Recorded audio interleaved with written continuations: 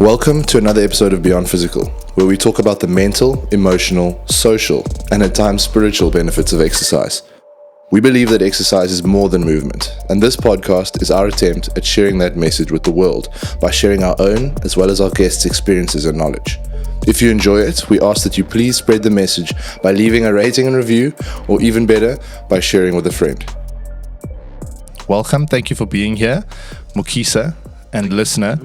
So Mukisa and I are longtime friends, childhood friends. We have, over the years, had countless beautifully stimulating conversations. And for a little bit of context, before we just chat about Mukisa's background, we had our first public discussion about 5 years ago, shortly after the George Floyd murder in the US.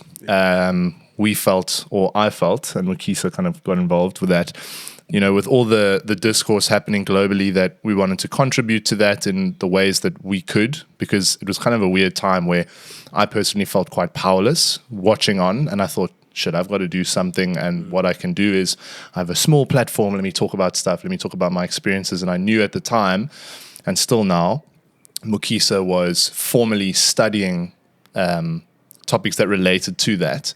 So we had a chat on Instagram, and it was really well received, and people found it super insightful. And since then, we've had lots of conversations about training, about life, about relationships, about society and the world and the way things work. We think quite similarly, but the way we approach a bunch of problems is also quite different, which I think is super valuable. I think there's so much value in that friction, because at those little intersections, you find new stuff and you kind of come across novel ideas, both for Mukisa and for myself. So we thought, why not share that with you and chat a little bit about where our fields intersect. So health and society, I suppose. But yeah, a little bit of context. Our friendship spans probably, 15 years, 14 years or so. We lived together for 5 years. We played sport together. And like I said, we played a lot of intellectual tennis, having debates over the years as well. But for the listener, Mukisa, can you share a little bit about your background, what you're up to at the moment, what you find interesting, and why we're chatting today? Yeah, absolutely. Thank you for having me. I think we became properly friends in grade 6, right? That was when the fight happened. How fitting for our relationship. Which is quite funny. I think in a lot of ways we're very similar. And maybe that's why we used to bicker. But I think as we've gotten older, we've realized that like those similarities don't have to be points of contention, but rather points of like discussion and conversation, and then realizing that we see the world in very similar ways that like has actually helped form our friendship in very interesting ways. Like we never have a normal conversation, or at least normal in the sort of classical haha sense, more in the sense of like we get into really heavy topics most of the time. So our conversations usually get quite deep, which is a very interesting shift from when, you know, we were in like grade 6 and we'd be like, why are you doing this to me?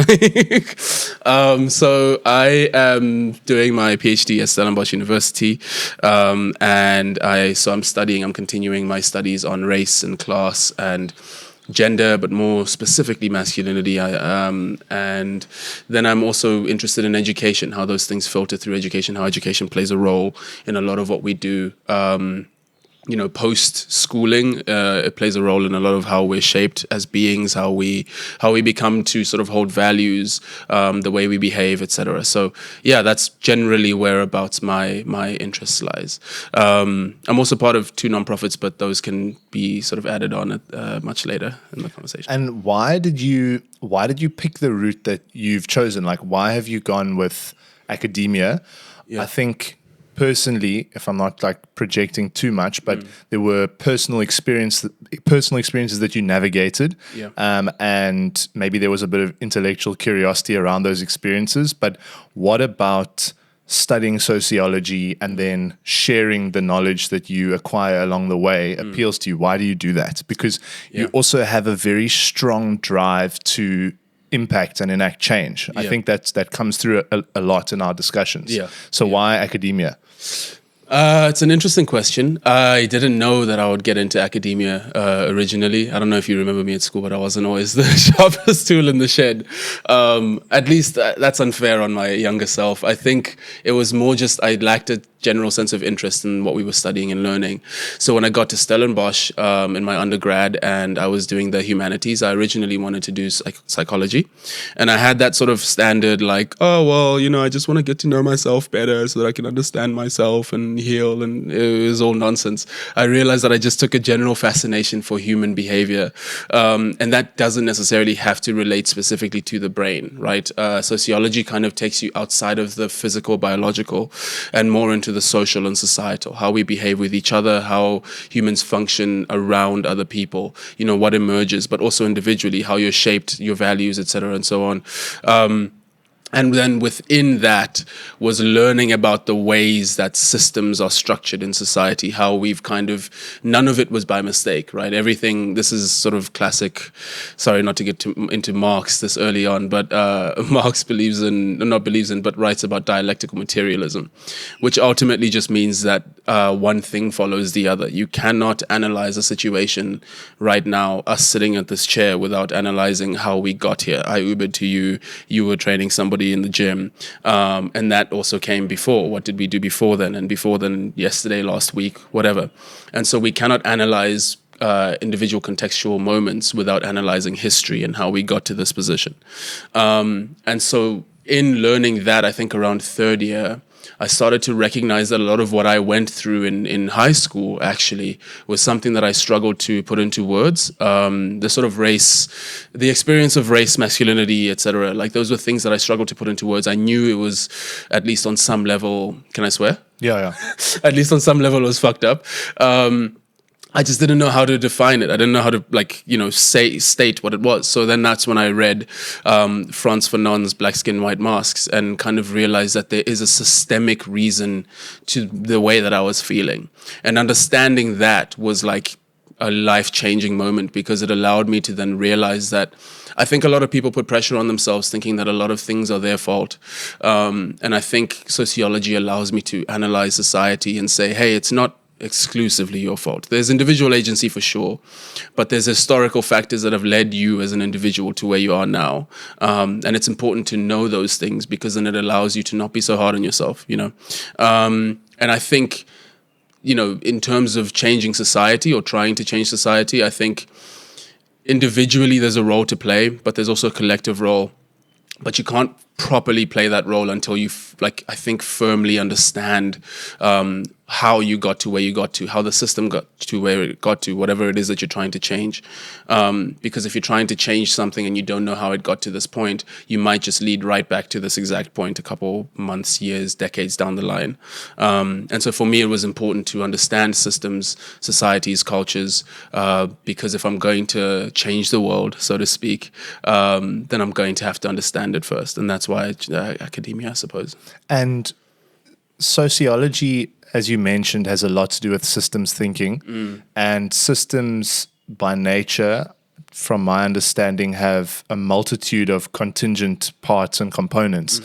In the world that we live in, economics, money, commerce play a very significant role. Yeah. How much, from a sociological perspective, do you guys analyze that element of it? And what role does that play in the society we live in at the moment? Huge. We spend, I don't want to say a majority of the time analyzing that, but the economics of it is like, it shapes a whole lot of what essentially the outcomes of societies are. So if we live under a capitalist society, then the outcomes of a majority of the people struggling to feed themselves, struggling to have shelter, that's as a result of the economic system. So we need to understand why that is.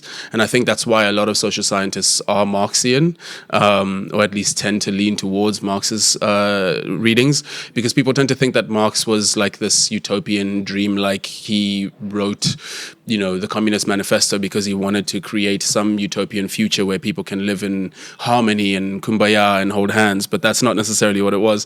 Marx was an analyst and he was a materialist. He looked at what was happening and he just stated it. That's what his whole book on Capital is about. and he was kind of threading a very interesting line, because the Communist Manifesto is a call to arms, really. It's a push to kind of motivate people. But that's in the political sense, he was trying to do something there. But in the more analytical, academic sense, that's what Capital is about. He's just analyzing what society is and then stating what it could lead into. And so a lot of social scientists look at the world from a Marxian framework. What is happening and what is society heading towards?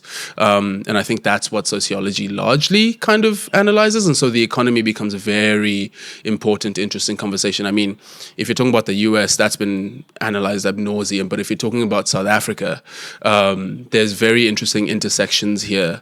We had a conversation the other day where we were like, South African leftism is very different to United States leftism, even liberalism, even conservatism. South Africa is a lot further to the left than one would think, right? So a South African conservative might be someone who's like, no, I think everybody should be able to have access to healthcare. Whereas in the US, that's a non-starter for conservatives, right? So there's very different analytical points, and depending on what economic structure your country, what history your country has been through, that will then shape essentially all the social dynamics that are exhibited within that space. So economics becomes a very foundational element of sociology. Not all sociologists are Marxists, by the way, but that is to say that a lot of them base a lot of what they're discussing on dialectical materialism, which is, yeah. And then speak to, if you can, a little bit of Marx's background, because I've read the Communist Manifesto as well a few years ago, so it's not fresh in my mind. But I remember a key takeaway from me was that I picked up quite a charged tone. Like it was there was a lot of frustration, there was a lot of deep frustration, anger, there was a lot of, it was quite a I don't quite know exactly the words I want to use, but it translated to something of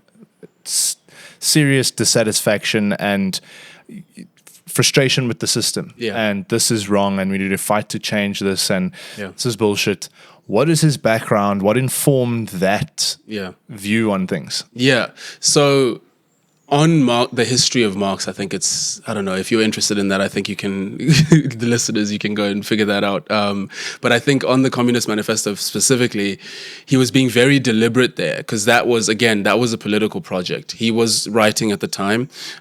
He had a sense, throughout his education, throughout his meetings with other people, he had slowly but surely become a communist. But in the sense, I think back then these terms were not as strictly defined, so it was really difficult to sort of call him a staunch communist or a socialist, because Marx himself sort of argued that socialism was a stepping stone to communism. So it's really difficult to say whether he was one or the other, even though they're relatively the same thing.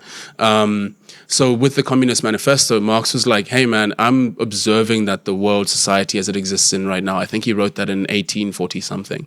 It was post-revolution in France, at least one of the revolutions in France. And he was noticing that he had observed in England, in Manchester actually, there were factories that were sort of propping up, and work was shifting from work, and then it was shifting towards labor. And those are two very categorical terms. Work is something anthropological. Humans do work all the time. You can bake bread, you can make a watch, you can be a shoemaker. Like that's general type of work. But Marx defined labor as the exploitation of that, the sort of systematized breakdown of what we used to do for our own leisure, for luxury, for access to food and whatever and survival, towards a more profit-driven motive. And so in the Communist Manifesto, he was noticing a festering anger among the working class, but nobody really knew how to quite sort of build a coalition around that. And that's what the Communist Manifesto ultimately is. It was his way of trying to rally the troops, so to speak. And that's why the anger is there. It was very deliberate. He was trying to create a sort of political uprising, if you will, especially around this time, because he was noticing that historically, it was very interesting because, again, it was post-revolution in France, which means that revolutions were a thing and there were people angry enough to change systems. So the fervor was there. But then in shifting from feudalism towards capitalism, he was noticing that there wasn't actually that much of a significant shift in terms of the distribution of wealth. And he was worried that if we kept down that path, then ultimately we'll just have feudalism light, where it's like, instead of it being ordained by God, it's ordained by those who already are the owners of capital, those who already have money. So even if you shift from feudalism to capitalism, not much is actually changing in terms of the working class. And Marx was noticing that was increasing back then. And, fast forward to now, and I mean, we'd argue that he was relatively right. There's a lot of people who have broken down Marx and said that, his analysis wasn't as quite apt as we might think, but in the context of what he was writing in the 1840s, 50s, 60s, it's a very beautiful piece, and he was trying to rally the troops. And I think to me, it's really cool that that's something that still exists now, that it's still something that people still find poignant. I mean, you said it yourself, you read the Communist Manifesto and you were like, whoa, this is quite, intense. And that's why I love to read it. I love to read the sort of anger coming off the page. It's a very beautiful expression of trying to teach people about community through that emotion, I think. And you kind of mentioned that his point was around the distribution of wealth. And I think that is still the most pressing issue. It's kind of at the heart of most of our societal issues today. And that's because there are externalities attached to that. So it's all good and well that somebody has a big pot of loot and money and they're cool and whatever, but and it's just with them, but then the next 9 people don't have it. But if we actually get to the core of what that means, by extension, it's that person has access to certain luxuries and, the real problem, certain rights that others do not, because they don't have the means, because of how we transact in society, to access those things. Exactly. Was there much, you when we were preparing for this chat, I remember I said, what is the Marxist take on health? But then you said it would be preferable to talk about the Marxist take on work. What does that actually mean? Because when we spoke a week ago, you mentioned something that was honestly it was earth-shifting to me in terms of my perspective, because as someone engaged in entrepreneurship, I'm very aware of incentives, and it's something that I kind of, I enjoy economics, and it's a train of thought that I've been engaged in recreationally and also formally. And it starts with incentives. It talks about the invisible hand. It talks about what is actually incentivizing people to do work, quote unquote. So what is work? What incentivizes people to work? And how can we draw parallels, if possible, with health? And how that leads to potentially access to health and things like that. Yeah, absolutely. No, that's a great question.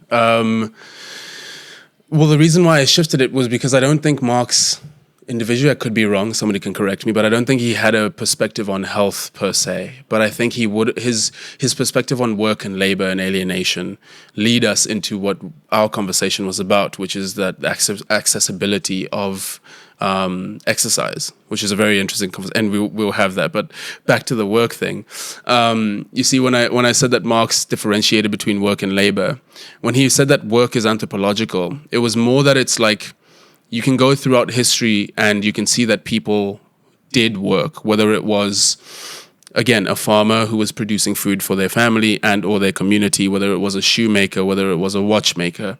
Throughout history, the motive wasn't always profit. The motive was largely survival, and then it was communitarian survival. And then it became, as a community, we're doing pretty well to survive. How do we have luxury goods? Like, what types of cloths can we make together?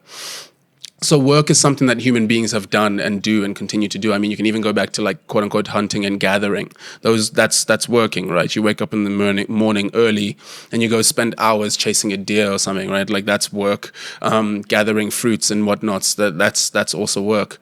The shift between work and labor is the important factor here. Is that when it shifted towards more of a profit motive and things got broken down into a mechanized system of say for instance, we're building a car, Henry Ford. He sort of popularized the factory, where instead of making an entire car, you're now just in charge of making the one bolt that goes into a very specific section, and then somebody else next to you is putting in another bolt, and then somebody else is doing the tire, and somebody else is doing the hood.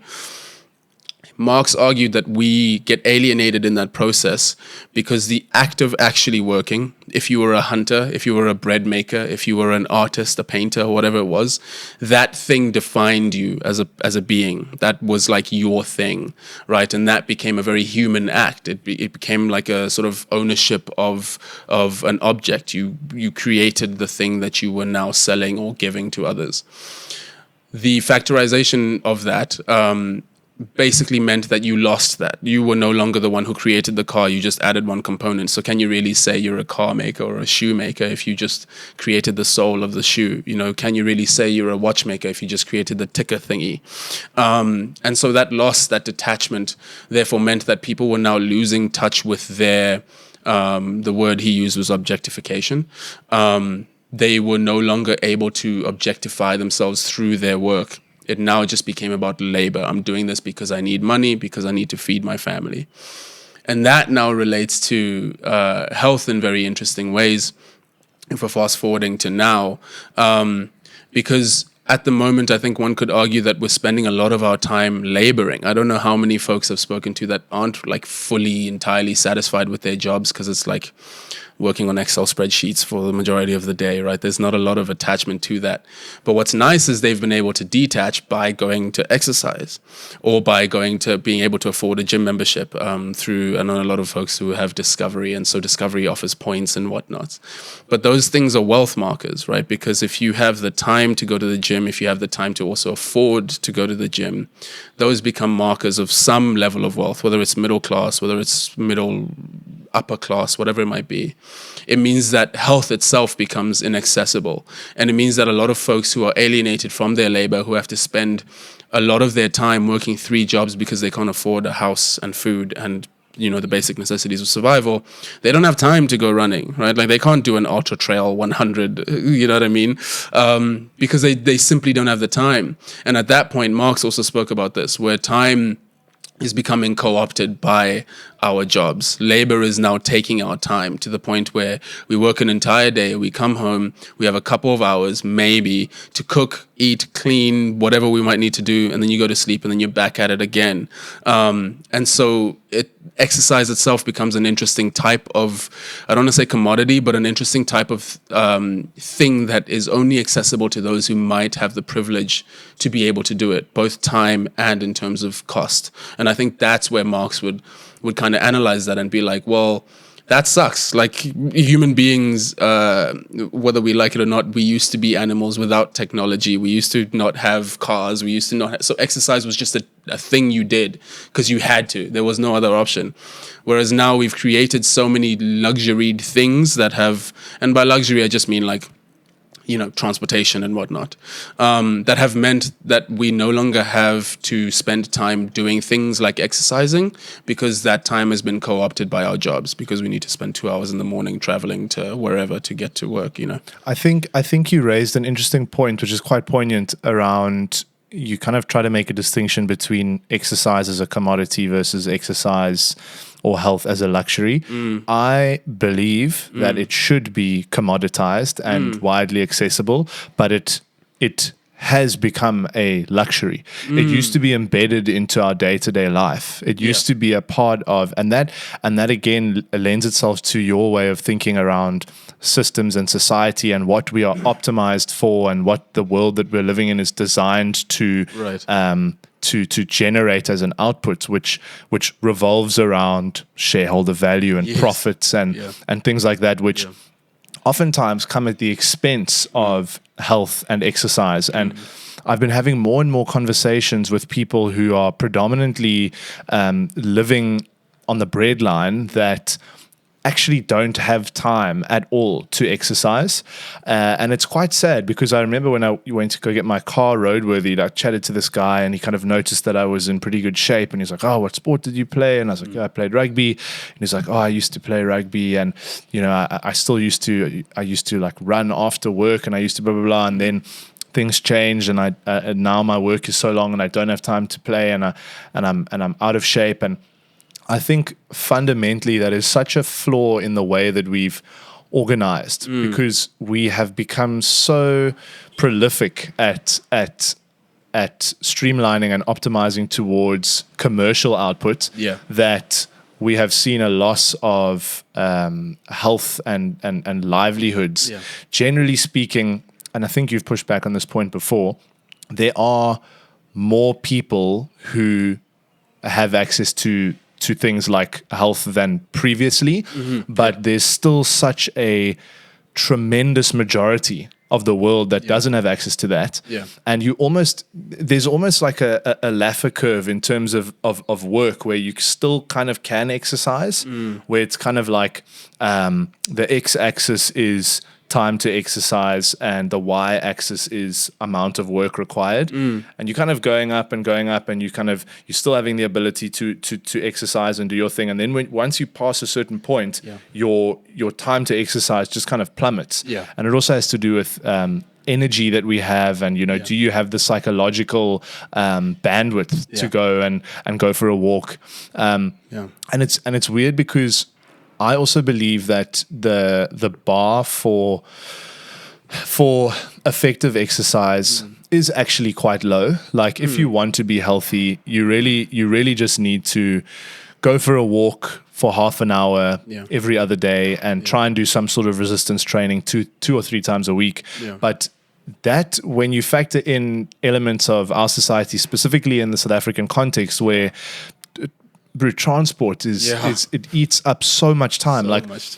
Some of the people who work at the gym, they've got to get up at 5:30 in the morning just to get to the taxi rank or the bus station, and then they've got to have like a 45-minute commute to get into work, by which stage they're already pretty tired. Never mind if they wanted to get up at 3 so they could train, shower, have breakfast, and then come to work. They finish work at 4, 5 o'clock. Now they've got another 45-minute commute home. Maybe they're waiting because it's public transport. They don't have the freedom of picking when they go home.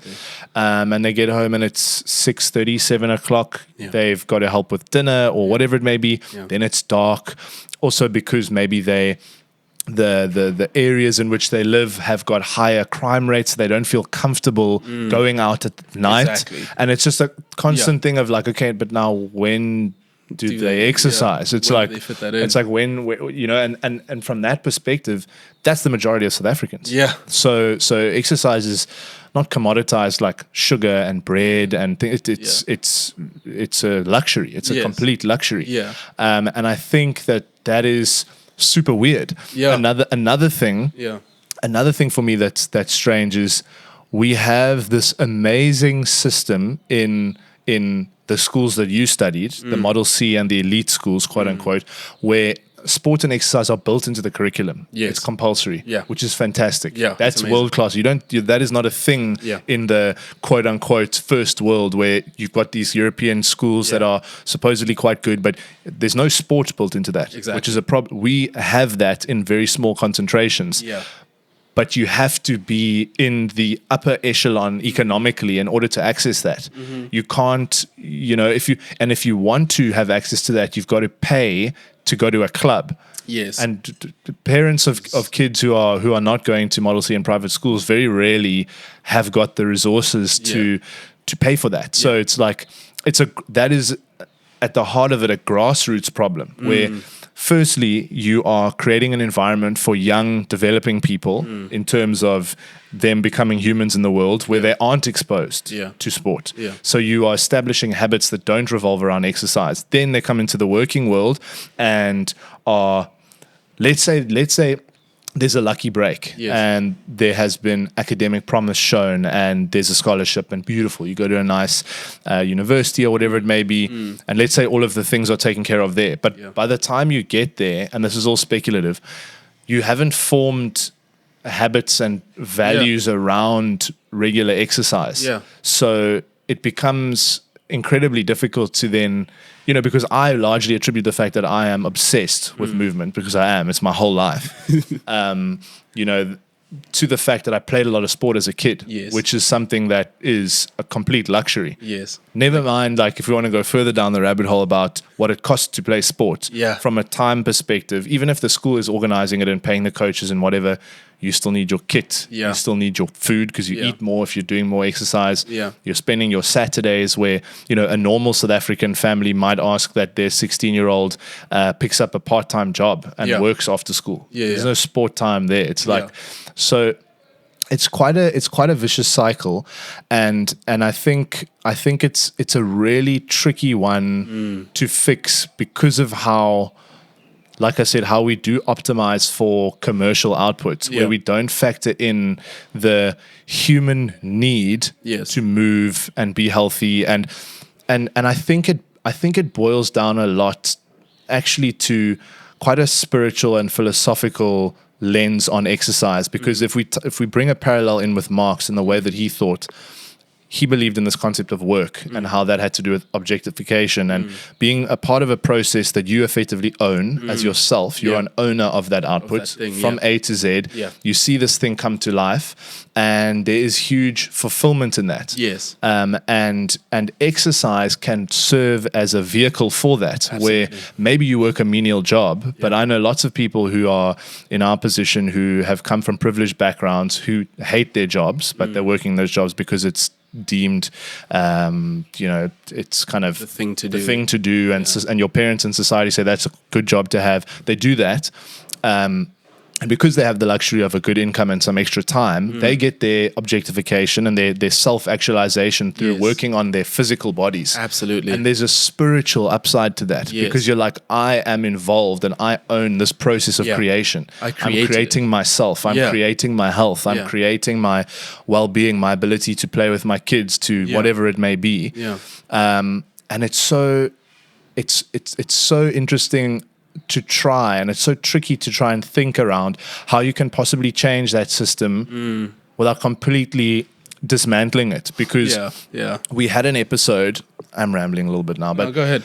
We had an episode maybe 6 months ago where we spoke about levels of inactivity in the world and how those are increasing. So, and this is such a beautiful illustration of one of the shortfalls of our economic system, where we are seeing unprecedented levels of growth in the health sector, in the exercise sector. It's growing. It's a mega trend. Health is becoming more popular. It's becoming more valuable in a commercial sense, not because more people are moving, but because companies are understanding better the needs of that small group of people and selling them more stuff. Yes. And why is that happening? Because in commerce and in business, we learn the cost to acquire a customer is more than the cost to sell more to an existing customer. Exactly. And that is an inefficiency in the market. So people who believe in pure free markets believe that you've got to let the market act. You've got to let it behave how it will, and it will allocate resources efficiently and optimally. And you open an economics textbook and you look at equilibrium points and you look at this and you're like, oh, that looks so amazing. But in practice, it doesn't work like that. It does kind of equilibrate, but at a point that is not aligned with what is actually in the best interest of society at large. Precisely. It optimizes for who is putting in the capital. Who are the shareholders? How do we generate the most return for them? Which is and you have rare cases where, so I read, is it Stalking Giants? It's somewhere on the bookshelf there, the Capitec book. And Capitec got a lot of negative pushback because the whole story of Capitec is it wasn't Capitec at the time, but it was a bunch of micro lenders which have a rightfully poor reputation because they prey on the financial vulnerability of lower income individuals. They will give you $1,000 and charge you 50% interest, which is now it's fucking illegal. It's not allowed. But they basically bought up those micro lenders because they weren't purchasing. They weren't purchasing the business model; they were purchasing the network. They wanted access to lower income earning individuals because they identified that in South Africa, which is one of the most sophisticated and highest performing financial sectors in the world. We've got a world-class financial sector from if you look at like the numbers of it. It was geared towards only serving people that have money. So most of South Africa couldn't get a loan, which is actually a problem because most people don't earn enough to fund their lives. So in some senses, we do need to lend people money because Yes. they don't have the money now. Yes. So let's give them a little bit of money and allow them to maybe bridge that gap, and they can pay it off slowly over time. Yeah. So And it's a Capitec- long-term investment. Sorry to interrupt. And it's a long-term investment because if they are able to then use that money that they took from a loan, start a life, that money will be invested back into the economy in one way or another. Yes, Yeah. exactly. Stimulate spending, which is good for general economic activity. Yeah. Anyway, they acquired all these micro lenders. Yeah. They remodeled the whole setup where it was more, okay, we're buying the customer base, not the model. And they changed it into a thing where they started offering banking services to people who previously couldn't access that. Right. Which I think is, love me or hate me, an incredibly good thing because Yes. most South Africans didn't have access to that. Now you see these crazy lines outside Capitec. It's like, holy shit, South Africa actually has access to banking now. Yes. It's not just like the small white minority or the small wealthy minority. It's like working people who have these kind of intensive hours. And another small thing, sorry, I get so pumped about this case. Another small thing is they changed their hours, Okay. which was a big thing because Yeah. banks used to close at like 3. Some of them do, they still do, yeah. What normal person can go bank at 3? And they open at like fucking 8. So it's like the literal working hours that people are at work. That's when you open. How does that make any fucking sense? You can only access it if you have the freedom to go in the middle of the workday. Yeah. So anyways, they changed a number of things. They made it accessible to more people, which I think is an example of a better use case in the capitalist system. Obviously, there was an upside that they got from that. Of course, yeah. But unfortunately, most use cases don't function like that. And it's again, like you look at something like Discovery, where they have this vitality thing, and you now have cheaper gym, but you can only get that if you're paying 3,000 Rand a month for your Discovery. Yeah. So it's like, it's not actually like, is it cheaper? Right. Like, I don't know. It's like, Yeah. I can only get that if I've got a whole bunch of money. Yeah. But I suppose what I'm saying is if we analyze European history and how they distributed or redistributed wealth, it came as a result of, like we chatted about a week ago, bloody revolutions. Yes. So, and it's like how do we kind of, because like I don't think anyone wants that. Yeah. Like the people who want to enact change ideally would want it to be smooth. Yes. But we've also seen time and time again that the change often comes at the expense of the incumbents. And the expense of the incumbents is fine, but it's also often quite violent. Yeah. So the problem that I think about a lot is the problem of wealth distribution, but also what are the mechanisms that we can actually use to try and redistribute with minimal inertia now. Yes. But then, sorry to digress again, but if you look at like the theory of entrepreneurship and innovation, you must have creative destruction. In order to create new things, you need to destroy the existing thing. Yeah. Or even you might not directly destroy the existing thing, but the emergence of the new thing eventually causes the old thing to die. Yeah. So it's kind of An interesting example of that would, of course, be Uber absolutely disrupting the way that transportation functions. They were working at a massive loss for so many. I can't remember when their first year of actually earning a profit was. I think it was sometime recently.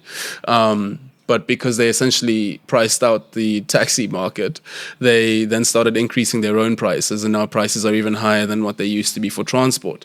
And then other companies saw that model and they were like, oh, that's how we disrupt the system. Hence Airbnb, although they're struggling now because hotels are just, I feel like, objectively better in certain instances where you don't have to clean up your own fucking space.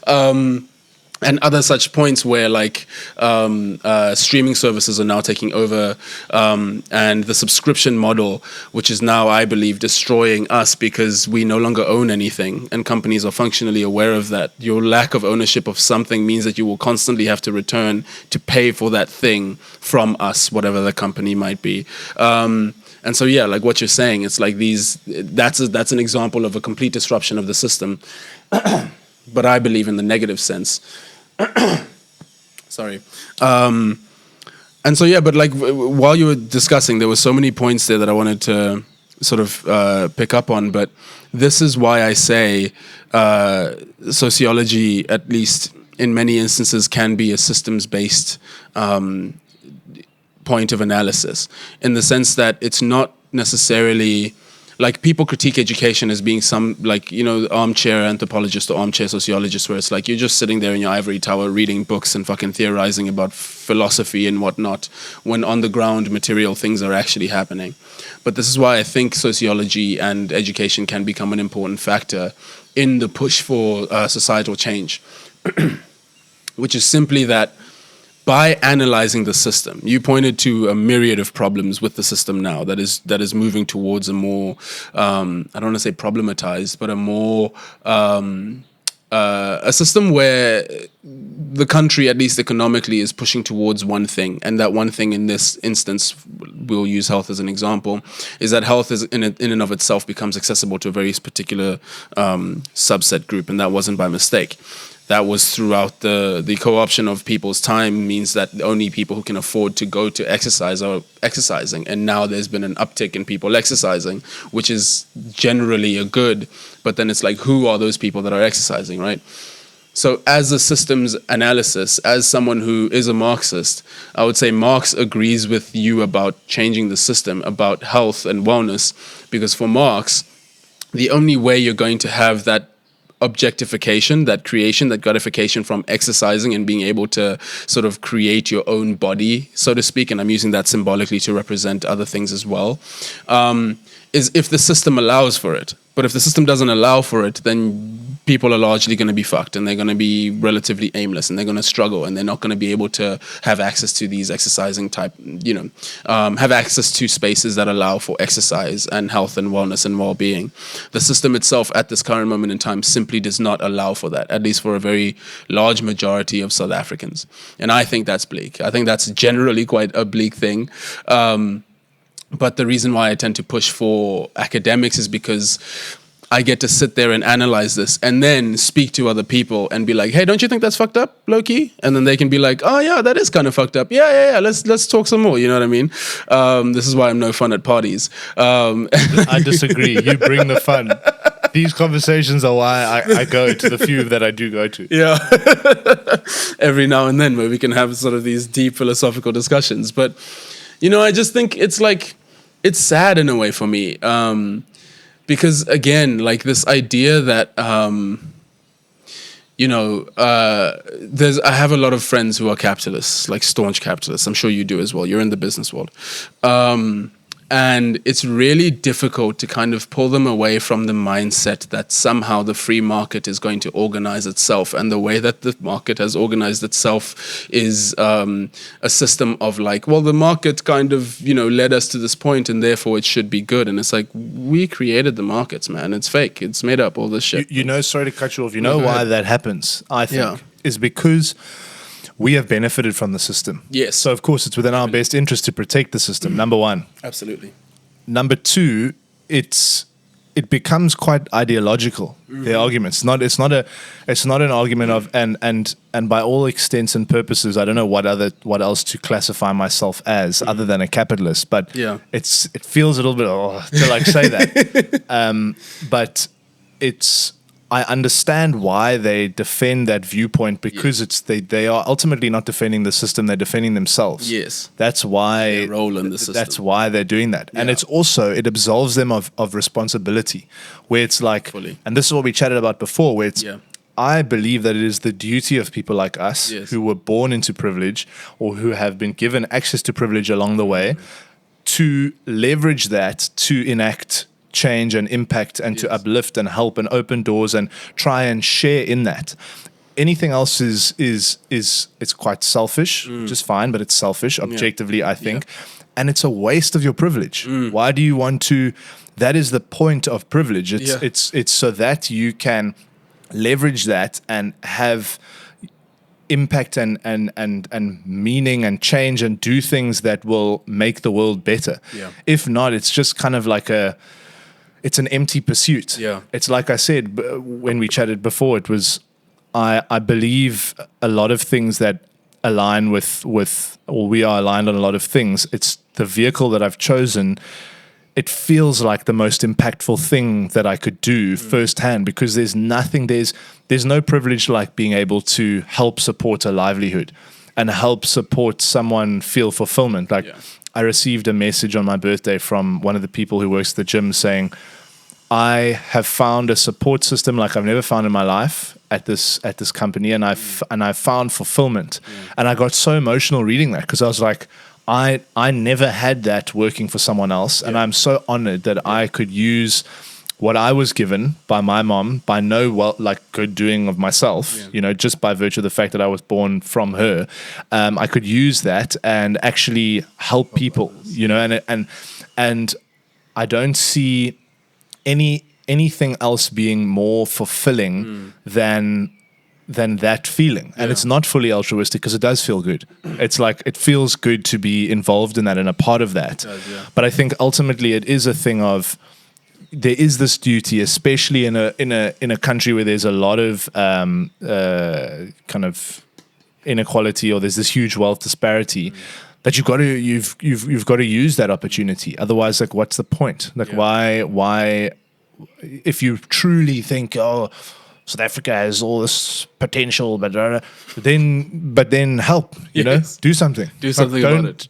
Do your flipping, I don't know, private equity stuff and make a whole bunch of money and then buy a holiday house in Hermanus.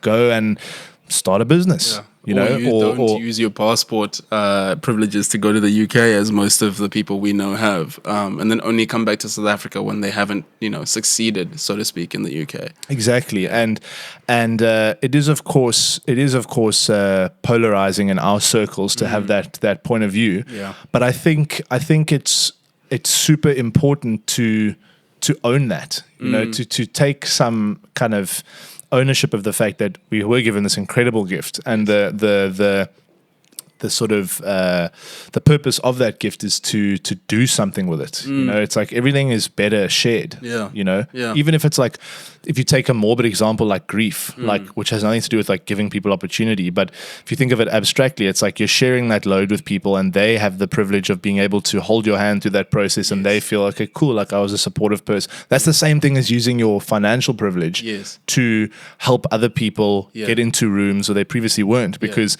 there are enclaves everywhere in the world, but it's quite apparent to us, having grown up in South Africa, the different cultural and ethnic enclaves that protect their little pockets of opportunity.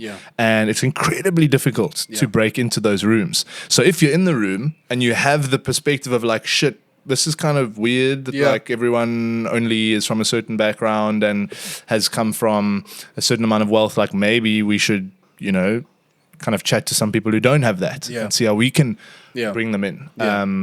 I think what's interesting about this I think what's interesting about this in particular actually is, while you were discussing that, I noticed the point of contention, not with what you said necessarily, but more in analyzing like privilege and having access to that privilege and trying to bring others into that privilege. Privilege is only privilege because so few have access to it. Right? If everybody has access to it, that's no longer a privileged thing. That's just a thing that everybody can get. And that's where the issue comes in, is that not everybody's like you. Some people want to get access to those spaces, but are fully aware that their access to those spaces are exclusive and therefore makes it a privileged space. And there's not a chance, am I, in a privileged position, going to allow other people into this space? Because that means less space for me. At least that's the thinking. You get me? So it offers a very interesting point of like contention there, because I think then that becomes more of an individualized philosophy within a systems issue. Do you know what I mean? It's kind of like what often tends to happen is more centrist to the left, center left, liberal, very wide-eyed, optimistic politicians get into power, and they're like, I'm going to change everything, and then power slowly corrodes them because they realize it's not on you as an individual. If that system isn't set up to kind of allow for the changes you're asking for, then it's going to break you down and it's going to destroy you as an individual, that is. And that becomes a really challenging point, because I think that for us, we've had an interesting conversation. I mean, even before you started the gym, I think we sat down and had like tea somewhere on this Sea Point walk, and you were contending, you were like struggling with that capitalism thing. I think you're still struggling with it now. You said you like calling yourself a capitalist is like a, it's like a.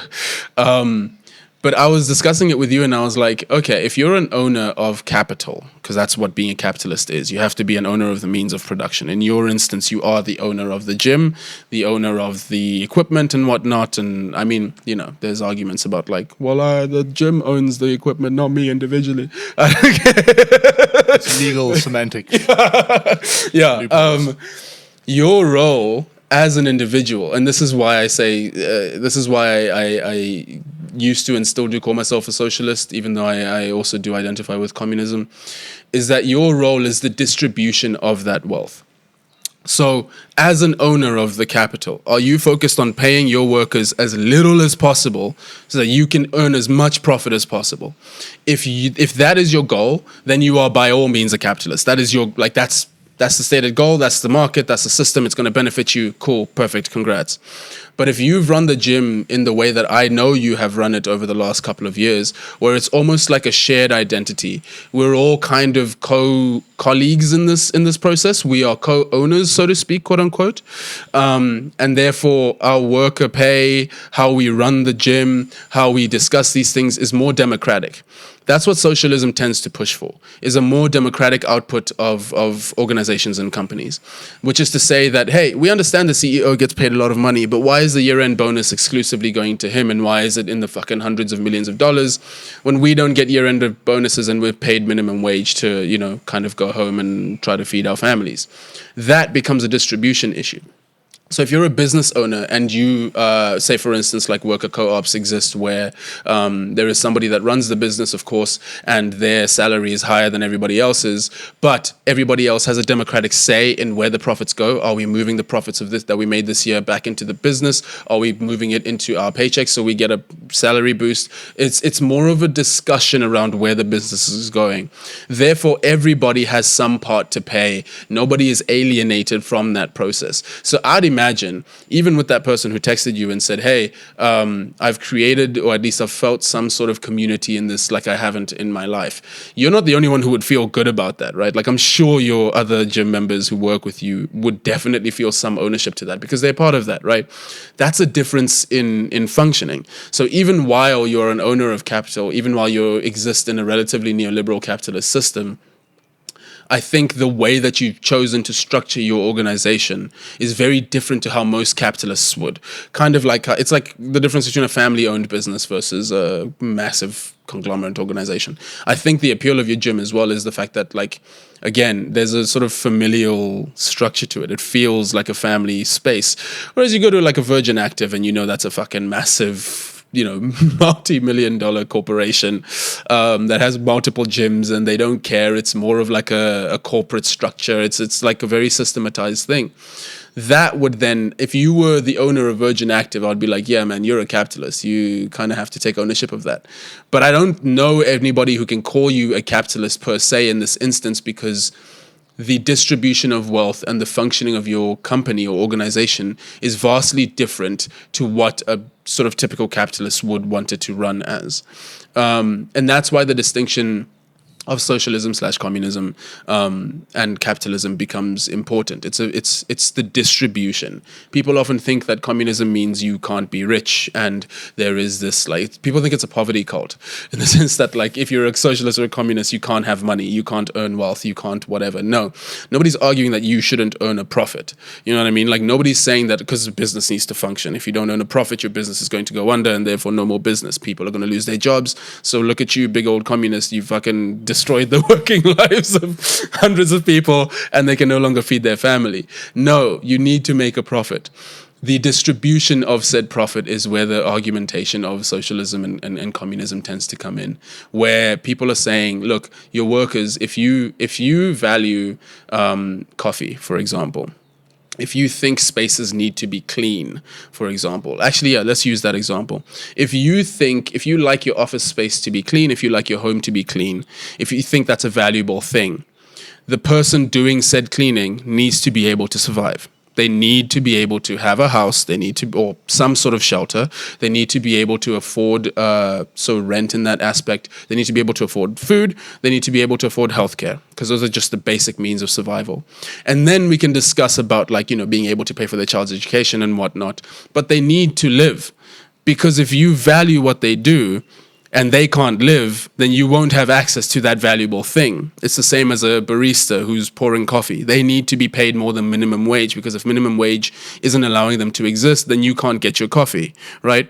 It's the distribution of that wealth that Marx often pushes, like, more towards, and more modern day socialists discuss, where it's like, it's the ways in which you're running your company that become important, because your company now, it doesn't exist in isolation. South Africa is a neoliberalist country. It's a neoliberalist capitalist society, and therefore it functions in a very particular way. Yeah, we do have some social elements that are really good, by the way, that I love the fact that South Africa got those. But in the sense of like your company exists within that space.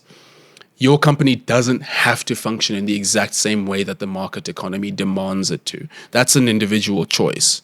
A lot of people make the choice to run it in the most beneficial, market positive way, where it's like, I'm going to earn as much money as possible for the output that I'm putting into this business. That's extraction. Exactly. But then it becomes an individualized decision at that point.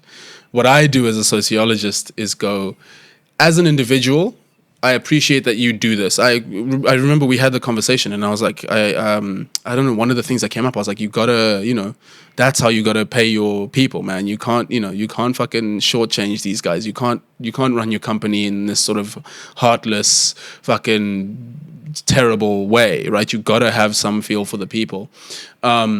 As a sociologist, I go, my job is to analyze the system, critique it as much as fucking possible, and I can try to make changes in any way that I can to the system. That's how you improve things, though. You've got to have a critical lens. Exactly. You're not going to improve things by being like, oh, that's good, that's good, that's Yes. good. That's what. Maybe you can say we do that so that we know what to keep doing. Right. But most of the time, again, as you said, you want to enact change. So that's not going to change anything. Exactly. It's going to preserve what's currently happening. Exactly, precisely. And my philosophy, I also have a podcast, by the way.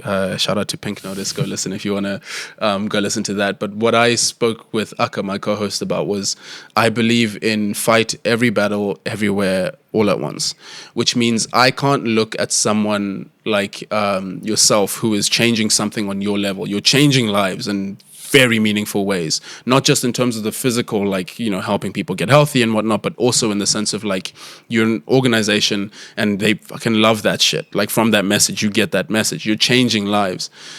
I can't come to you and be like, yeah, but you're still part of a capitalist system, bro. You're not actually doing anything. The system itself is fucked. Like, screw you. It's like, no, that's nonsense. Actually, you're doing something.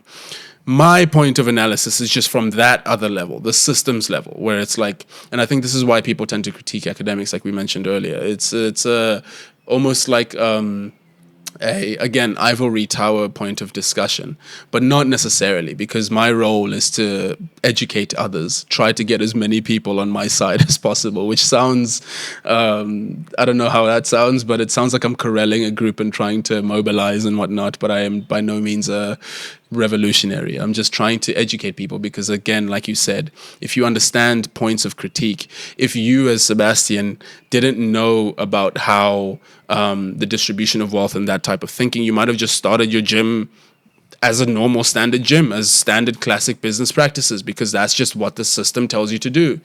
But you didn't. You made an individual choice. So I guess my role is to try to educate as many people as possible so that those individual choices become, to a meaningful extent, changing the systems, or at the very least get as many people on my side as possible, so that when a quote-unquote revolution, hopefully not as bloody as previous ones, comes along, those folks are actually on the side of the revolution, not necessarily the side of trying to keep the system as is because it's benefiting them. So yeah, I think that's kind of like the all-encompassing discussion or analysis of what we were. So I'm going to ask a selfish question first, and then I want to pivot and move us into the direction of luxury again, and understanding health as a luxury, and then just having some discussion around what that says about society and things like that. So firstly, this is this question that I have is I don't know the answer to it, and it's something that occupies a lot of my thought processes, and it's largely philosophical but also quite political, which is that as the owner of the capital, I with complete transparency, I haven't ever taken a salary from the gym. But of course, the way that kind of capital gain and things like that work, because the thing has become productive and it's profitable, the asset value has accumulated. So I own a more valuable asset. Yes. So it's a weird thing because I think to myself, okay, cool. I don't take a salary. I will soon because I need to. It's not sustainable not to take a salary. But I've had the privilege of having a trade. I train people, therefore I can pay myself from my own kind of side thing. Yes. Which is amazing. But because the thing is productive and effective and making money, and that is as a result of what people are getting paid, I then look at the income statement, or I look at like the bank account at the end of the month, and there's profit, which equates to more or less. We don't even have to kind of quantify what it amounts to, but it looks. When I look at like salaries and stuff, and then I look at the profit, and I'm like, oh, I have access to that thing. Yes. It sometimes feels kind of weird because I'm like, okay, I own the downside. So if the thing fails, of course, that financial burden on me. Yeah. People will lose their jobs and stuff, which is severe, and that will also fall onto them as well. Yeah. But it's such a strange one. And I was chatting to Spencer about it, and I'm like, you know, how, and a thing that I've been grappling with a lot, and I by no means underpay. I'm almost always above, either above or at least at market for all salaries. Yes. But for the most part in South Africa, because of our labor market, I see market value for salaries way too low. It's like fucking scary low. I agree, so I'm like, I don't even feel comfortable with that being paid. So it's kind of, you know, ignore that figure. Yeah. It's more there's like a safety net of like, if I'm unsure, that is the kind of figure to yardstick your payment at. Yeah. What does it say and how, because now I'm confused about like what I classify as, because as a capitalist, you said that's someone who owns the means of production and then kind of extracts that value. Even though my prerogative is obviously I want to share in as much of that as possible, I'm still at the end of the day left with something in the coffers. Yes. And I will benefit from that. Be it a little bit or a lot, I'll benefit from that. So what is that? What is that? Like, what is that as a system of organization? Because I can understand how it may be in some ways, what's the word? Socialist, perhaps, because like when we look at bonuses and things like that, and changes in salaries, but I'm still getting a profit. Yeah. Like even though it's not coming to me personally, even if I say I never touch those profits and it doesn't make a material change to my life, the value of the thing is far greater. So on paper, that's like something like a Bill Gates is and a lot of those dudes, like the majority of their wealth is in the asset value. Yes. And they obviously draw a lot of attention from society critiquing them, going, you're a center billionaire, like that's gross, like that's insane. But like the way that they distribute stuff is probably quite political, so we don't have the full picture, but a lot of the time it's disproportionately to their teams and they get compensated very generously. If you look at, let's just take Netflix. I don't know about the other ones. I know about Netflix. They pay their staff incredibly well. But they, you know, and the owners of that thing are the ones that are benefiting, but more from an asset value thing as opposed to a cash flow thing. How does that fit in? Is that still capitalist? Is that still like a blend? Like what? How do you understand that? I think that's still capitalist. I think we're also working on different scales, though. We can't compare your gym to like Netflix because that's a scaling issue. Netflix was a very big company before. It became what it is now, but it became a fucking massive company afterwards because of the subscription system. They realized a way to kind of like, and so the critiques of Netflix and whatnot, even if they pay their workers very well and whatnot, has become more of a creativity critique, which I've found very interesting, which is that Netflix is no longer incentivized. The profit motive is no longer in terms of exploitation of the workers as it is exploitation of the art. Netflix is made its like shows and stuff very mechanized. You can tell it's very fucking boring. It's bland. It's not really creatively interesting. Like a formula. It's a formula. They have a formula and they know how to work it. They've factorized. They've made their fucking production of creativity into a factory output. That sucks. People on the left critique that about Netflix because they're not necessarily going to critique how they pay their workers because they pay their workers well, right? And so on the scale of what you're discussing, especially with your gym, especially in terms of like valuation and whatnot, at the end of the day, you're still, quote unquote, you're functioning within a capitalist system, but I don't know if you can call yourself a capitalist. If, for instance, you use the value of your gym now, you're saying like the thing has created a lot of value. You sell that shit to some fucking corporation, whatever it might be. Let's use a terrible example. Let's say Virgin Active wanted to buy your gym from you. And you're like, cool, yeah, here you go. Here's the thing. You just pay me a shit ton of money and I'll walk away. If that money is just coming to you and not the workers, if those workers are going to lose their jobs as a result of that, if those workers are then losing their livelihoods and the family business or whatever is essentially destroyed, which we've seen happen on like the scale of like tons in terms of like businesses worldwide, like there's been a monopolization of a bunch of different things, then I would call you a capitalist at that point. I'd be like, yeah, you chose the money instead of the actual, I suppose, the distribution of that wealth is the key thing here.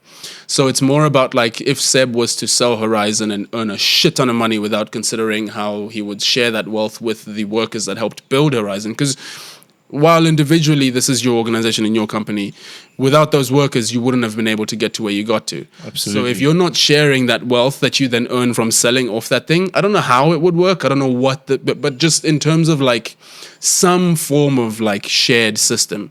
By shared, it doesn't necessarily mean that you get like everybody gets 5%. You obviously have more of a vested interest. You've put a lot more of your own money into this. You can figure that shit out on your own. But if you're not an asshole and decide to sell the thing and fucking leave your workers hung and dry and be like, yeah, I created that gym and without like it was solely me and so I will get the profits of that, I would look at you and be like, yeah, you're a capitalist and that's kind of what your thing is. Again, socialism is less about not earning money because you're allowed to have money. You're allowed to be wealthy. We just don't believe like billionaires. Like we don't believe you can make that much money without exploitation somewhere happening. And that's why there's kind of like more of a stamp down. But if you were able to earn your money, if you were able to pay your workers and they were happy with it, they don't have to unionize necessarily, but if there's a genuine say that they have some form of power over the decision making of the organization of the company, then you are a socialist functioning within a capitalist society, which is a thing that exists in a lot of places. I can't look at Netflix and call them a socialist company because they pay their workers well. That's not. They are quintessential capitalists because it functions in a very different way. Their profit is earned from the exploitation, I suppose, of art and the lack of ownership over content. That's where that kind of discussion comes in. You know what I mean? What you often see is companies that experience explosive growth. Yes. And maybe they start with just the founder and maybe one additional teammate because there's not a lot of money available. And they build. And then there's maybe like a 5-year period where it's just like 8 of them or 10 of them. And then they start scaling really fast. And then they hire 10 people, 20 people, 30 people. Within a year and a half, there are 100 people working there. And then the founder goes, whoa, this is a lot. I don't know if I want to do this anymore. Yes. They, just before they sell, they give stock or stock options to the founding 8. And then they leave. And then it's like, that's also kind of like, I understand that viewpoint. Yes. And I think it's also a bit of like a philosophical discussion. But what you've said has helped me understand the dynamics a little bit better. Because, for instance, like I've read a ton of these biographies, and I know that, for instance, that's what Phil Knight did. Like there were like 15 of them or 10 of them or something. And he was like, shit, before we go public, I need to get you people stock. And like overnight, then you obviously have people who can now finally kind of cash in on their effort.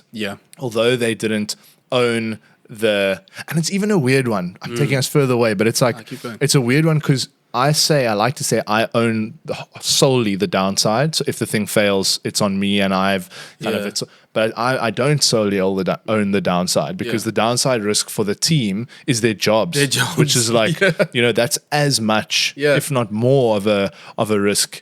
Well, I'd say as much of a risk for them as it is for me losing my life's work. Precisely. It's like, so you should then, as an extension of that, extend them some ownership, representative ownership of the upside too. Yeah. Again, as you said, the way in which you decide to do that, you figure that out. Yeah.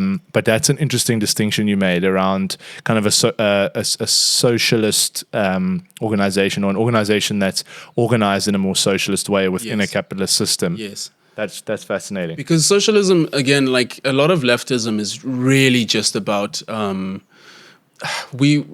society, I mean, hundreds, if not thousands of years ago now, shifted the way it functioned, not just because of population numbers ballooning, but also because, like, feudalism and capitalism and all these different systems that kind of came into play and power have affected the way we function now. But like, people on the left go, look, we've agreed that society is now bigger than what it was when we were hunting and gathering. And so we can't just rely on one person or 5 people hunting for the entire clan. We've got to figure out a way to systematize that so that we can all eat now, because there's not like 100 of us in this village. There's now 1.2 million, right?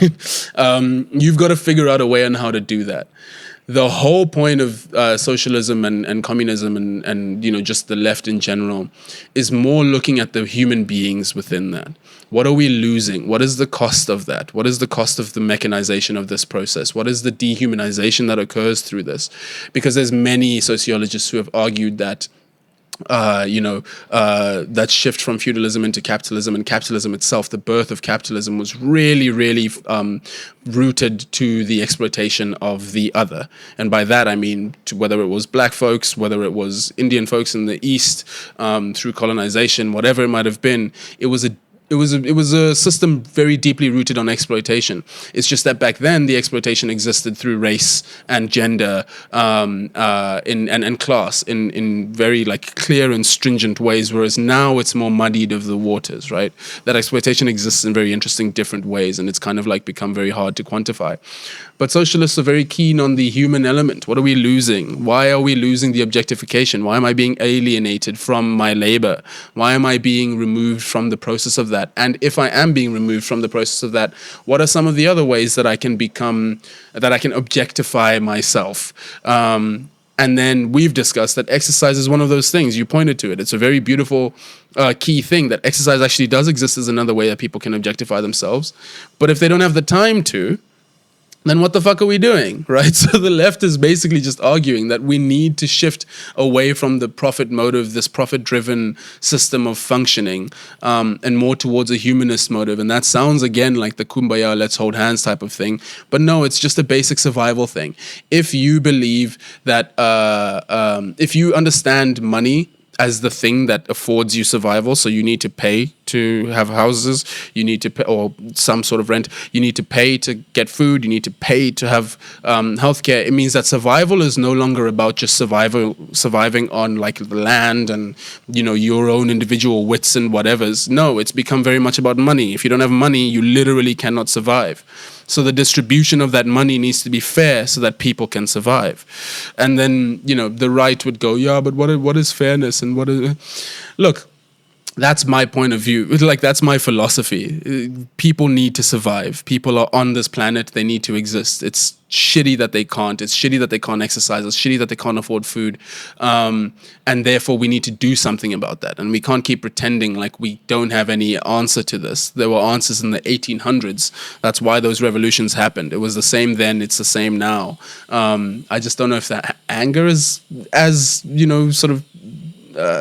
staunch as it was back then. I think it is. I think so. Sorry to cut you off. No, go ahead. I think the reason why maybe there's this, not standoffishness, but it hasn't happened yet. Hopefully, it doesn't quite reach that extent that it did. But it's because I think media has influenced things tremendously around. Everyone's more aware. And the world's a lot more connected. Therefore, the downside risk of a revolutionary as an individual or as a group or as an is much higher. Much higher. If you are a group of serfs being exploited in feudal Europe, it's you and your farm people, compadres, and you guys are hanging out and sharing fucking 60% of your yield with the feudal lord, and it's like, it's like what this is like, this is crazy. Like, it's like, and then there's like obviously the stewing anger and resentment, and it boils over, and then you revolt. And but it felt, I think, if I have to put myself in that position, it's a lot more nuclear, and there's a lot less like talk about it, and talking about things makes it way scarier, and the fact that other people know about it's way scarier. So if you want to like create a movement, there's so many more considerations now, which in many ways does insulate and protect society, whether it is good or bad, from these things happening. That's why I think books like, if you read like Factfulness, or you read Better Angels of Our Nature by Steven Pinker, they speak about the world being in the most peaceful time in history right now, relatively speaking. A big player in that is media, because media, it's we like to say we're not in a surveillance kind of society, but we are. We're constantly being documented and written about, and we're aware of everything. And because of that, every move being watched, you're just far more aware of the downside of what might happen if your revolution doesn't go to plan. Whereas in a feudal society that's far less technologically advanced, when it comes to specifically, I think, media technology, the fear factor, I mean, I'm not minimizing it. It's still hectic, like to rise up and pitchforks and all that shit. But it's like, I think it feels less. There's less. I don't know if I'm conveying my point too well, but it's like you can make those. You can mobilize with a little bit more freedom. Ironically, because fewer people are watching. Whereas now you do something and everyone's got an opinion about it, and everyone's, this diplomat is speaking to their sort of a representative, and that's getting passed on to their kind of person back in their home country, and then they're going to send like people to come and occupy and like silence, and so it makes it harder. I think media has made the world in so many ways a lot more tolerant and open, but at the same time also a lot more confined because of the surveillance, and also because it's, I don't know, everyone's got something to say about everything. And even if you think in that heightened state of rage and resentment that wouldn't matter, it does matter. It does matter. Because it's also always there. So the inertia to pushing change has another layer. It's not just, and I say just very consequential, not just your life and the life of your friends that you're rising up. It's like the opinions of the whole world. The whole world's watching. It's like, and maybe it doesn't work like that, but I think that media has played a huge role in enacting those sort of uprising and changes and things like that, because society is just way more open in that regard. But so what you've just done is you've just described Michel Foucault in a very succinct way. You should read Foucault's paper on crime and punishment. He created or at least he came up with a theory of the panopticon. Do you know what that is? So the panopticon is a prison which is perfectly circular. All of the prison cells are in the circle. So it doesn't matter, like 5 floors all in a circular. And then in the center of the circle is a watchtower. In this watchtower are security guards. At least there's supposedly security guards in there. And there's a massive light in this watchtower that will then go around the prison. Meaning that if you're looking into the watchtower, you don't actually know anybody is in there. You know that there's supposed to be 2 security guards or however many in there, but you can't see that because the light is blocking your view. Therefore, you will always police yourself with the understanding that there is someone watching you. His whole argument is that the media, and this was back in, I think, in the 70s or whenever, Foucault's whole argument is that the media functions as a panopticon, but a global panopticon, in the sense that you are aware that you are now being viewed constantly. You are constantly under surveillance, whether it's true or not. Whether there's a camera on the side of the street or not, you're going to think twice about peeing there. You know what I mean?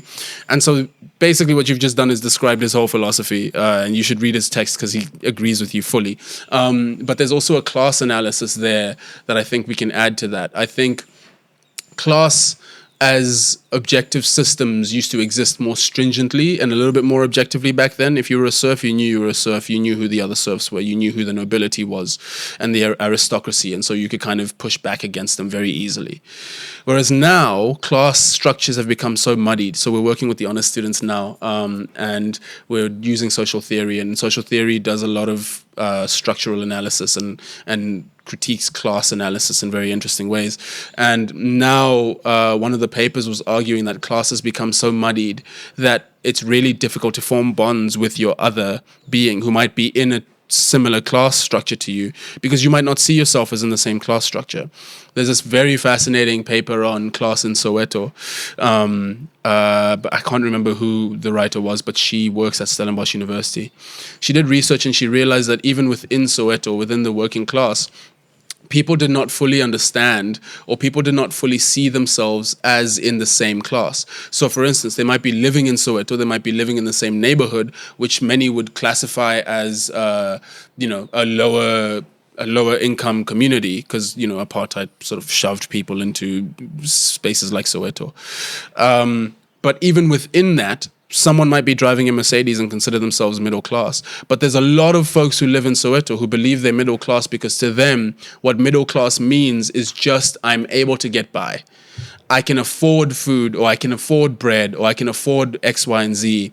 I'm like, if I lost whatever it might be now, or if I didn't get a salary now for the month or the next couple of weeks, I would still be able to live, and therefore I am I'm not like poor. This is literally the sort of words that they use in this text. And so these people who might, from the outside, be definitionally in the same lower class, don't see each other as in the same class, because the woman who was driving a Mercedes-Benz, this is a great example in the text, the woman who was driving a Mercedes-Benz was talking to the other woman and being like, what do you mean you're middle class? I'm middle class. I have a Benz. I have a house, like I can afford. And the other woman was like, yeah, I'm middle class because I'm not walking around the streets begging for money. I have some money. And she was living in, I believe, a shack. But she still saw herself as middle class. And so how do you get those two people to align ideologically? How do you get them to fight on the same side? If the one is like, no, I'm not on the same level as you, you're much poorer than me, and the other's going, no, I'm on the same level as you, actually, because I can afford things. And one could have arguments about whether or not either of them was correct, but the point is the contention. Neither of them saw themselves as serving the same class. So how does Karl Marx, for example, from the Communist Manifesto, rally the troops if the troops don't believe they're on the same side? And that becomes a very interesting point of contention as well. The system itself has muddied the waters so well. And this sounds like conspiratorial, but I just mean in terms of, like, again, dialectical materialism. Things have led on to the other. Nobody's sitting there in a mastermind going, oh, wow, if we give these people opportunity, they'll fight against these people. Often it's just an effect.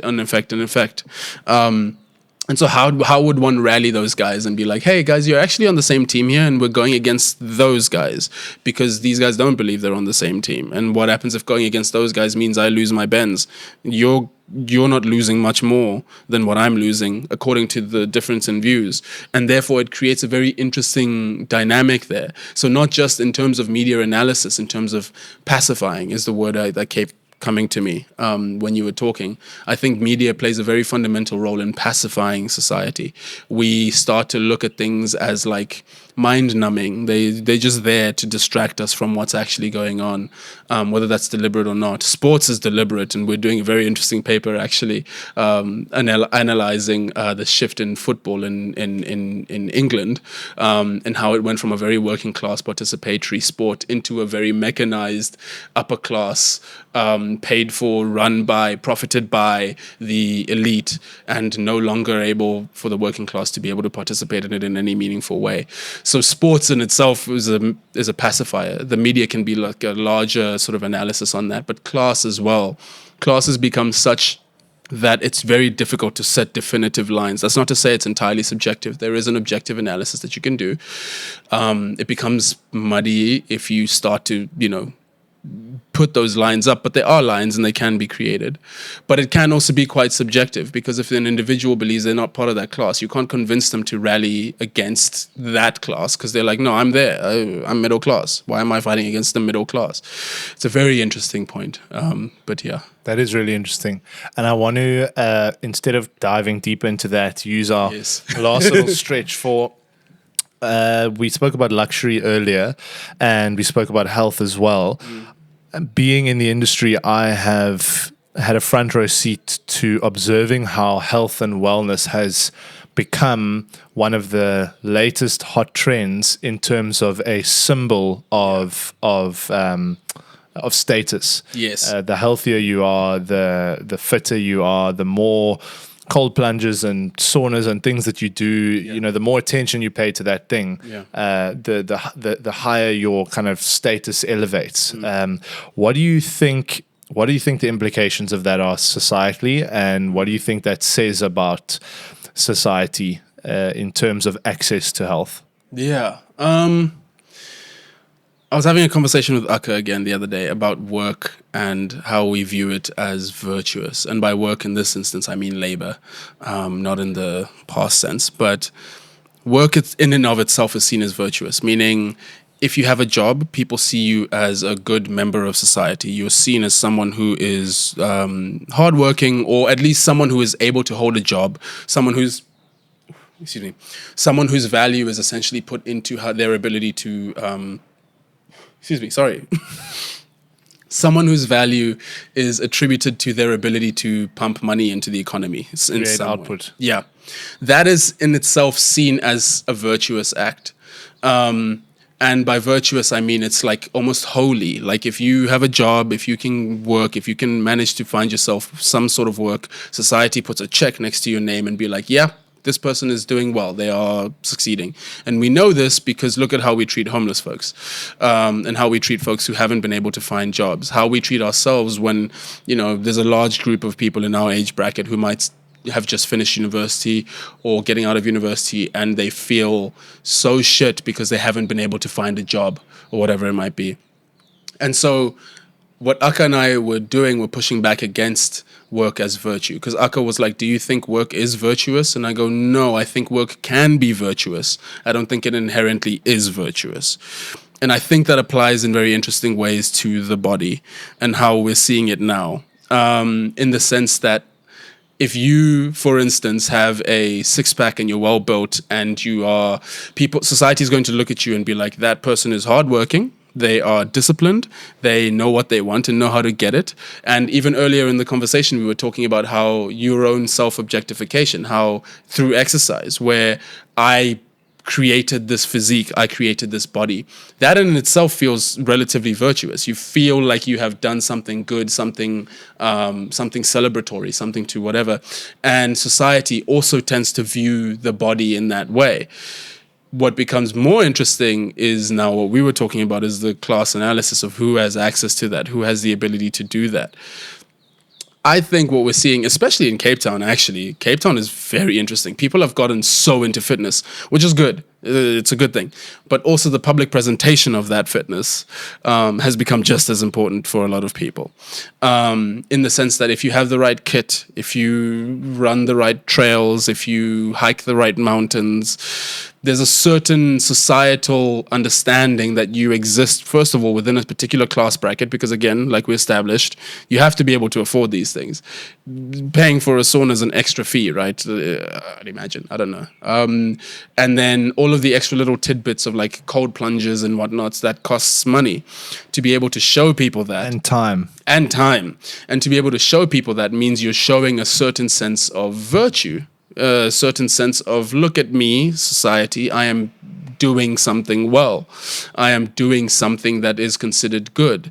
And I think the fact that then that has now become associated with again, as we've spoken about, time means that your body in and of itself can become representative of your class status now. You can only become that physique is if you have the time and the money to be able to do that, arguably. I mean, we've seen prison physiques, man. Some of those guys are huge, you know what I mean? Prisoners often do have a lot of time. A lot of time, right, exactly. And so I don't know what that says about society. I just think it's an interesting point to go, oh, wait, what I push back against is, again, what I said to Akka, which is that work can be virtuous. It isn't inherently virtuous. If we start looking at people who are well-physiqued, who are, I don't know, have the time to do all of these fancy things, or at least the extra tidbits, we might start to look at those people as inherently virtuous, similar to how we view people who work as inherently virtuous. You know how we view, like, billionaires? Like, people look at, like, Elon Musk, people look at fucking Bill Gates and all those other people as like these demigods almost, right? Like very people revered. look at them. Exactly. They're revered because of how they've managed to succeed. Work exists as a kind of microcosm of that. If you are able to even reach some semblance of success, you understand that people will revere you in a similar way. I think the body is becoming, can become rather, because I haven't done research on this, can become seen in a very interesting way. And I think social media and the way that people sort of present themselves also kind of feeds into that, where it's like, how are you going to make somebody feel if on the other side of that lens, they have been working really hard, they have kept up with their, sort of training schedule, but because of their genetics, they just might not have a six-pack, or they might not, look like the typical, the typical gym girl physique with the shorts and the crop tops and the what's, and it's typical sort of male physique with the fucking vest on, and the shorts again. Here I am with my Like your shorts. It's almost like telling anybody who isn't quote unquote working on their body that they're not virtuous. It fucks you up mentally. It's a really, really challenging mental thing to go through. People struggle with their physique all the time. People struggle with their own body issues, whether it might be body dysmorphia, whether it might be eating disorders, whatever it might be. To look at those people as inherently virtuous because of their body is to then say to others who don't have that they are not good enough. And that, for me, is fucked, because people need to understand that they still are good enough. Not saying don't work out and whatever. I genuinely see working out as a general healthy thing to do. I'm just saying that you need to be able to view yourself and your body in a more healthy way, and to view others as virtuous inherently because of the hard work that they put in. Fucks that up mentally for a lot of other people.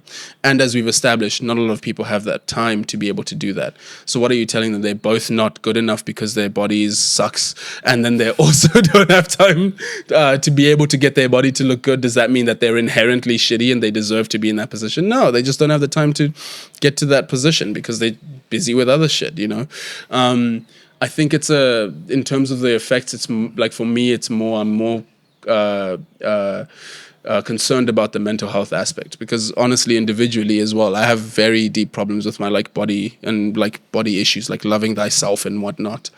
It goes up and down. One week I'm fucking like, yeah, I look sick, and then another week I'm like, I look terrible, I'm not leaving the house. I need to be able to manage that without somebody else saying that, this is the physique that you have to get to because that's the goal.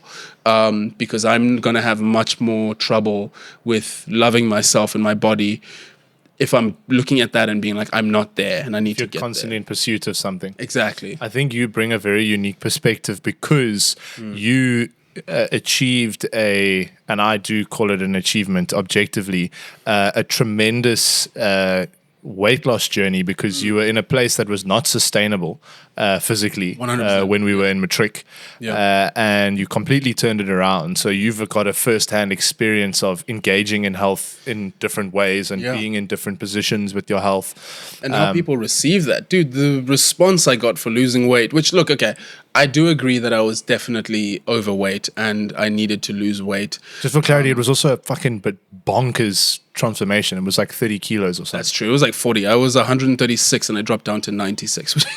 Yeah, that's crazy. wild. So obviously, naturally, people would be, but the response to how I was treated, I noticed like was very different. I don't know how to properly describe it, and maybe one day I'll do a more like poignant analysis on it, but it was a very different treatment societally, truly, physically. Like it was a very different type of treatment.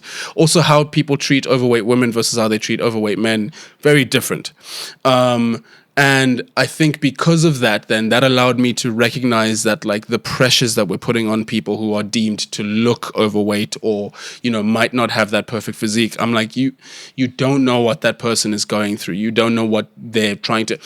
We were rugby guys, right? So we were training a shit ton and I was still overweight. So, you know, how do you tell that Mukisa that he's not, you know, virtuous enough or not working hard enough or not whatever, because he was, working, you know, yeah. So it's a very interesting dynamic. Sorry, I cut you off there. No, it's fine. I mean, I was just kind of supporting the lens that you bring to it, not only from an academic perspective and from a general observational perspective, but from first-hand experience of being someone in an environment where sport and physical attributes and physical performance were revered and put on a pedestal and and then to spin it around. There is someone coming here. I must just make sure. Okay, wait. It's okay. We can always let me actually just pause this. I cannot remember actually where we ended off. Do you remember? Yes. Work is virtuous, the body. I was echoing you. I was basically just supporting your input on the kind of societal implications of us viewing health as a status symbol. Yes. And then you were bringing the mental health aspect into it, which I think is very important. I think that is something that we need to keep a close eye on. And I think in line with that, it's a totally different slant, but a really important systems perspective is that we just need to make sure that commercially we don't have operators like myself optimizing to serve those highly profitable but not so impactful segments of the market, and look at more things that are aligned with a Capitec approach around how can we provide access that previously wasn't there before to more people, because the status symbol thing makes it attractive to start leaning into the luxury side of things. Yeah. Like there's a business called Equinox, which is one of the biggest health businesses in the world, which is a luxury gym chain. They also have hotels. But they have some crazy thing, like it's like a 500,000 Rand membership, or like an 800,000, it's like $40,000. So it's about 750,000 Rand a year. And I mean, cool if you've got that money to spend on a gym membership. But my reservation around that, or just point, is just to be wary that operators don't start leaving opportunities that serve the majority of people and start looking at these very niched, very exclusive segments and offerings and things. Because as we also had in our notes around Bernard Arnault dipping in and out of world's wealthiest person, that does say a lot about society, and that commercially it's tremendously valuable from a shareholder and a business owner perspective to serve people that have a ton of money. Yes. The needs that you're serving are often, I think, not needs, they're just desires. And they also they end up being more attractive to those operators. So it's that can be a little bit of a risk, because it's like, okay, now we're having people who are more it appeals more to them not to do things that are impactful, but more that are going to line their pockets a bit, which I see as like, okay, fair, but it's not good. I think that's a risk when we look at like systems but overall, I agree with you in that it is a good thing that as a society we are valuing that kind of quote unquote virtue of health, but just from the perspective of service delivery, getting it more accessible to people. That's the one thing I'm also just observing. Also with myself, like playing around with our offerings, like making sure, okay, well, who are we serving here? Because we are in an affluent area in South Africa, so we are serving a small portion of people. But, you know, to just remain aware if there are any health operators in this if you are one listening, that is, I think, a very important thing to keep top of mind. And then again, if you're a practitioner or an operator, to take Mukisa's point to heart around remaining sensitive towards mental health things, because a lot of, and it's why the industry often also gets a bad rap, is that it preys on these insecurities and in these on these vulnerabilities, because people are willing to pay to alleviate those uncomfortable feelings. But overall, I think it's better than celebrating luxury garments. No judgment to you if you want to buy an LV bag or something. It's your money, but it's also like, I think it's a better allocation of our resources as a society to put that towards being healthy than I don't know, being dripped out in like Gucci and stuff. Looking all drippy. I think I had a conversation with someone and they were like, but this is health for me because it's helping me feel good. It's my mental health. And I'm like, yeah, to a certain extent. Let's not get carried away there. Let's relax, okay? Let's calm down. If a 20,000 Rand bag is helping you with your mental health, I think we need to start seeing more therapists if you aren't already seeing one. I have a mental model for health, which is mindset, movement, nourishment, and play. And you want to have those four things in a balance that works for you. Yes. So there's no prescription around what that looks like. No. There are general best practices, but if your methodology or your philosophy towards health involves more self-soothing or like pampering with like very expensive things, maybe that's how you nourish yourself. It's true. Like spiritually you feel some sort of connection to like treating yourself to a luxury thing. Like, okay, fine, that's like your thing, but for me, no, probably not. But I also think that could sometimes be a bit of like a justification for consumerism. But I really appreciate you're taking the time to talk. Absolutely. This is a record, bro. This is a PR. This is the longest podcast I've recorded. I knew this was gonna happen. And we literally only touched on like I don't even think we touched on 40% of things. Yeah. So I might have to come out to Upper Wynberg. Yeah. And bring my stuff there and we record the rest. But I think it's been really helpful for me, really reflective, and it's definitely left me with some things to mull over and think about. Yeah. I hope there've been some moments like that for you too. And absolutely. As the listener, I hope that you have also taken away some different perspectives on things, because like we said at the beginning, the friction and the disagreement and although there was disappointingly very little disagreement in this podcast, the friction is what causes the sort of the novel ideas and the new perspectives to arrive. So thank you, Mukisa. Thank you for having me. Thank you for listening. And where can people find you? Yeah, absolutely. So I'm quite private with my Instagram, so don't go find me on my Instagram. But we do have... I'll link it in the show notes. Imagine.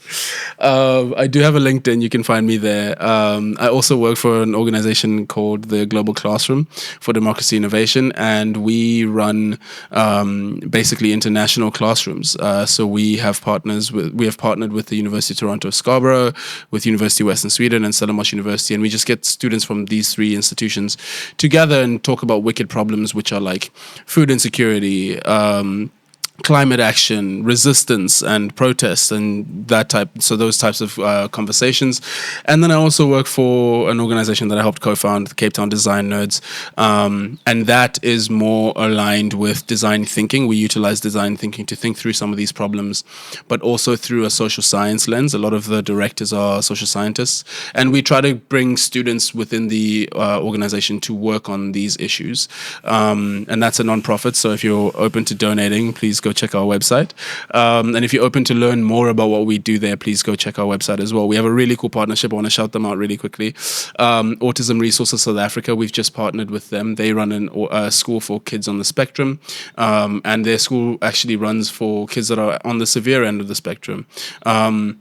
And one of the partnerships that we're working on building a program for these kids who are transitioning from school into university and or just out into the real world.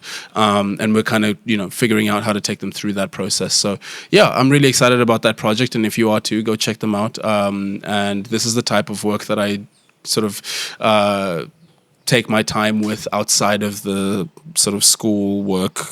People find it funny that I still call it school, but I still go to school. And so, yeah, that's where you can find us. All of this stuff will be in the show notes. I'll send the links over to Seb.